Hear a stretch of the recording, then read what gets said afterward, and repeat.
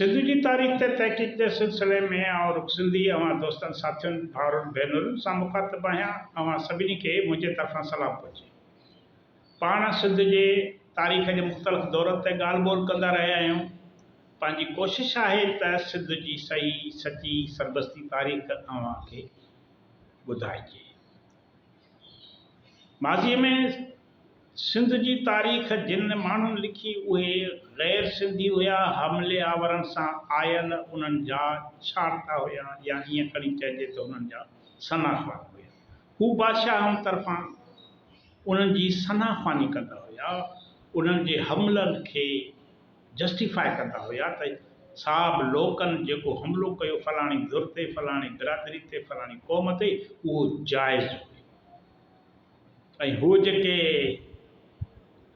मुक़ाबिलो कंदड़ धरती धणी माण्हू हुया उहे जाइल हुया, वाजिबुल क़त्ल हुया। त अहिड़े नमूने सां सिंध जी तारीख़ जेका धारियनि लिखी आहे उन में सिंध जी जेका सुञाणप आहे उनखे धुंधलायो। फोरू धाड़ेल चोर बदमाश सिंधी माण्हुनि खे करार ॾिनो वियो आहे जेकी पंहिंजी आज़ादी लाइ विड़िया। जॾहिं त असुल चोर धाड़ेल ऐं फोरू उहे माण्हू हुया जेकी लश्कर वठी ॿियनि जे देश ते काहे आया, अची उते लुटमार कयनि, फ़सुल भेलियनि, माण्हुनि जा कंध कटियनि, औरतुनि ऐं ॿारनि सां ज़ुल्म ऐं ज़्यादतियूं कयनि। असुल कातिल ऐं जलाद त उहे हुया, पर तारीख़ उबती लिखी वई। सॼी दुनिया में इहो थियो आहे त वॾा जेके माण्हू हूंदा आहिनि, ॾोकड़ पैसे वारा ज़मींदार, उन्हनि मां घणा माण्हू भाड़िया थी पवंदा आहिनि पंहिंजे दौलत सबबु। मतां असांखे दौलत खसिजी वञे, मतां असांखे जेको मान मर्तबो आहे उहो खसिजी वञे, या जेका असां वटि हाकिमियत आहे उहा फुरिजी वञे। इन करे हुननि कोशिशि कई आहे त जेके ॿाहिरां हमले वारा अचनि उन्हनि सां सुलह सां करे उन्हनि जी ग़ुलामी क़बूल कजे ऐं पंहिंजे इक़्तिदार खे दवाम बख़्शे, उनखे जारी रखिजे। सभु बादशाह त न, पर काफ़ी अहिड़ा किरदार दुनिया जे तारीख़ुनि में आहिनि, असांजी तारीख़ में बि आहिनि, जिन पंहिंजे वतन सां गद्दारी कई, पंहिंजे माण्हुनि सां गद्दारी कई, पोइ उन्हनि जो अंजाम बि बुरो थियो। छो जो हू जेसीं ताईं ॿाहिरियनि हमले आवरनि जी ज़रूरत हुया, हुननि तेसि ताईं हुननि खे इस्तेमालु कयो। जॾहिं हू उन्हनि जी ज़रूरत न रहिया त उन्हनि खे रस्ते ते हटाए छॾनि, उन्हनि खे सां ज़िलत भरियो सलूक कयो।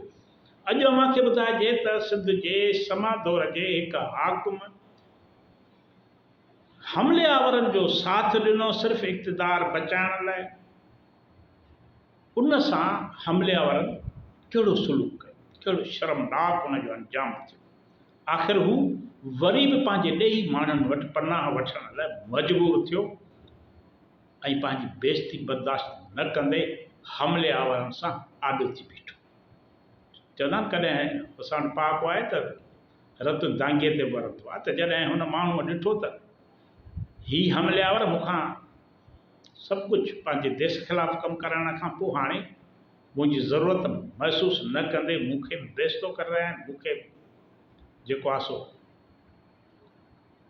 इक़्तिदार खां अलॻि करे रहिया आहिनि, मुंहिंजियूं रिआयतूं खसे रहिया आहिनि, पोइ हू वरी पंहिंजे माण्हुनि ॾांहुं मोटंदो आहे।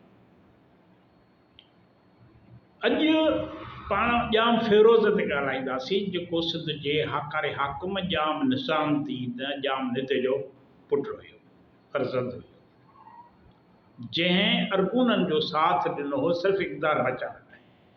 ॼाम सलाहुद्दीन सां हुनजी जेका पंहिंजे इक़्तिदार ते रसाकशी हुई, छिकताण हुई, उन में हुन अरगूननि जी मदद वरिती हुई त जीअं अरगून मूंखे इक़्तिदार बचाए ॾियनि, ऐं अरगूननि जे हवाले सिंध कई।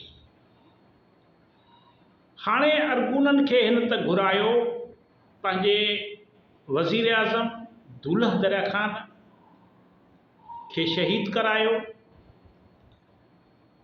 पर जॾहिं अरगून ॾिठो त हाणे ॼाम फिरोज़ जी ताक़त कमज़ोर थी चुकी आहे, दरिया ख़ान बि शहीद थी वियो आहे, जाम सलादीन सां संदसि दुश्मनी आहे, घरेलू अणबड़त आहे, इक़्तिदार तां रसाकशी आहे, चिकताण आहे, त हुननि जाम फ़िरोज़ खां उहे कम वठणु शुरू कया जेकी हुन जे तसवर में बि न हुया। जॾहिं जाम फ़िरोज़ खे हुननि पासीरो कयो, इक़्तिदार खां अलॻि करण जी कोशिश कई, रिआयतूं फुरियूं, त जाम फ़िरोज़ जेको ठटे जो हाकिम हुयो वापसि पंहिंजे माण्हुनि ॾांहुं वियो। कच्छ ऐं सिंध जे सरहद ते जेकी क़बीला बिरादरियूं ऐं ज़ातियूं अरगूननि ख़िलाफ़ु वेड़ विड़ी रहियूं हुयूं उन्हनि वटि वियो। उते पंहिंजे ग़लतियुनि कोताहियुनि जो एतिराफ़ु कयो, उन्हनि ते पछताव कयो ऐं उन जंग में अरगूननि ख़िलाफ़ु शामिल थी वियो, जेका धरती धणी अॻुवाट जोटियो वेठा जंग। हू ठटो छॾे बदीन वियो, रहम की बाज़ार वियो। उते जे मुहबे वतन अवाम जेको अरगूननि सां जंग लाइ तयारु हो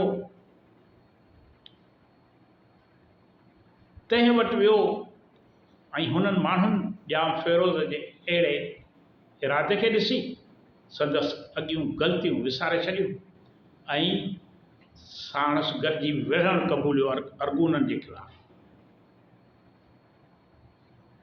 हाणे हीउ जेको आहे सो जाम फ़िरोज़ अरगूननि ख़िलाफ़ु मुख़्तलिफ़ क़बीलनि, जंगजू क़बीलनि, बिरादरियुनि खे गॾु करे 50,000 लश्कर गॾु कयो ऐं ठटे मां अरगूननि खे तड़े कढण लाइ पेशकदमी कई, अॻु भराई कई।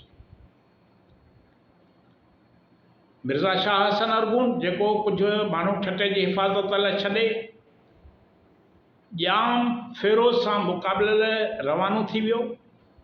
जाम फ़िरोज़ जे लश्कर ऐं अरगून मिर्ज़ा शाह हुसैन जे लश्कर में सिंधु नदीअ जी खाॿे कप ते जूण में, जूण हिकिड़ो इलाइक़ो आहे, उते जंग थी। आम्हूं साम्हूं लश्कर थिया। सिंधी लश्कर जॾहिं अरगूननि जे लश्कर खे ॾिठो त घोड़नि तां लही, मथनि तां पटका लाहे, हिक ॿिए जे चेल्हियुनि सां ॿधा ऐं पोइ जंग जो ऐलान कयो। अॻे थींदो छा हो त जॾहिं लश्कर विढ़ंदा हुया, ख़ासि करे सिंध जी इहा रवायत हुई त हू पंहिंजा पटका लाहे जंग वक़्तु हिक ॿिए सां ॿधंदा हुआ, जीअं केर बि मैदान मां न भॼे या फ़तेह माणे या उते कुसिजी वञे। पटका लाहे हिक ॿिए जो संदरो ॿधंदा, हिक ॿिए सां ॿधंदा, ईअं न त पंहिंजो रुॻो संदरो ॿधंदा, हिक ॿिए सां पाण में हिक ॿिए खे ॿधंदा हुआ गॾु ऐं पोइ गॾिजी करे विढ़ंदा हुआ। त हिननि सिंधियुनि गॾिजी करे पटका लाहे पटकनि जी छेड़ुनि सां हिक ॿिए खे ॿधी अरगूननि जो मुक़ाबिलो कयो। अरगूननि जो मुक़ाबिलो कयो। मिर्ज़ा शाह हुसैन जॾहिं सिंधियुनि जी जंग जो ही तरीक़ो ॾिठो त हुन चयो त हाणे ही भॼी बि न सघंदा। हुन पंहिंजे अमीरनि खे हुकुम ॾिनो त इहा फ़तेह जी ख़ुशख़बरी आहे, तीरनि सां हमिलो कयो। अरगूननि तरफ़ां इन ई हमले जे करे जंग पूरी जोश ऐं ख़रोश सां जारी रही। सुबुह खां शाम ताईं वेड़ थींदी रही।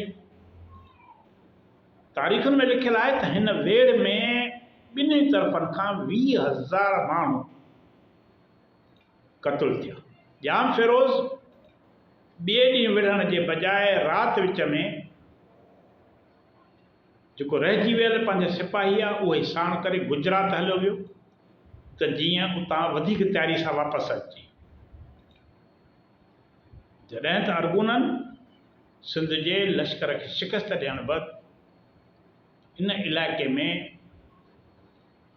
इंतिहाई वशपिणे जो मुज़ाहिरो कयो, माण्हुनि खे मारियो, क़तलु कयो, फुरलुट कई, घर उजाड़िया। अहिड़े तरीक़े सां जेको गुजरात मां सिंधी पंहिंजे वतन बचाइण लाइ लश्कर वठी आया हुआ, उन्हनि जे शिकस्त खां पोइ सिंध ते अरगूननि जो मुकमिल कब्ज़ो थी वियो। सिंध ग़ुलामीअ जे उन्हनि कारनि में हली वई। पोइ बि अॻिते हली मुख़्तलिफ़ दौरनि में सिंधी माण्हुनि वरी जेको आहे सो ताक़त जमा कई, सिफ़बंदी कई, फ़ौज गॾु कई, हथियार पवार गॾु कया, वरी अरगूननि सां ॿीहर वेड़ियूं विड़ियूं। उन्हनि वेड़ियुनि जो वरी पाण ईंदड़ वीडियो में ज़िक्र कंदासीं। तेसिताईं इजाज़त।